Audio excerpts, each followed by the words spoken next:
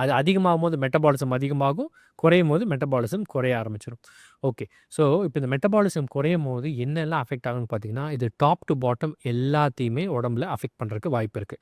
So metabolism குறையும்போது என்ன ஆகும்னா, நம்மளுக்கு எனர்ஜி வந்து ஸ்பெண்ட் ஆகாது. எனர்ஜி வந்து நிறையா சேவ் ஆக ஆரம்பிக்கும். அப்போது நம்மளுக்கு உடம்புல வெயிட் இன்க்ரீஸ் ஆக ஆரம்பிக்கும். நம்மளுக்கு வந்து கோல்டு இன்டாலரன்ஸ் வர ஆரம்பிக்கும். அது இல்லாமல் ஹேர் ஃபால் இருக்கலாம்.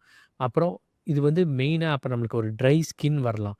நம்மளுக்கு வந்து ஞாபக மறதி வரலாம். நம்மளால வந்து ஒரு எஃபெக்டிவா வேலை செய்ய முடியாது. ஏன்னா எனர்ஜி லெவல்ஸ் குறையும்போது, நம்மளுக்கு ஆப்வியஸ்லி நம்மளோட ஆக்டிவிட்டி லெவல்ஸ் எல்லாமே குறைஞ்சிரும். நம்மளால வந்து எஃபெக்டிவா வேலை செய்ய முடியாது. நம்மளுக்கு ஒரு பிரெயின் ஃபாக், அதாவது என்ன செய்றோன்னே நம்மளுக்கு தெரியாது. ஒரு தெளிவான ஒரு கான்சன்ட்ரேஷனோட நம்மளால ஒரு வேலைய செய்ய முடியாது.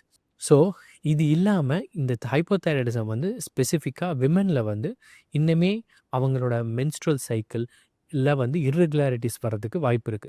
தைராய்டு லெவல்ஸ் வந்து ரொம்ப குறையும்போது அவங்களுக்கு வந்து மென்ஸ்ட்ரல் சைக்கிளே வராம போறதுக்கு கூட வாய்ப்புகள் அதிகம்.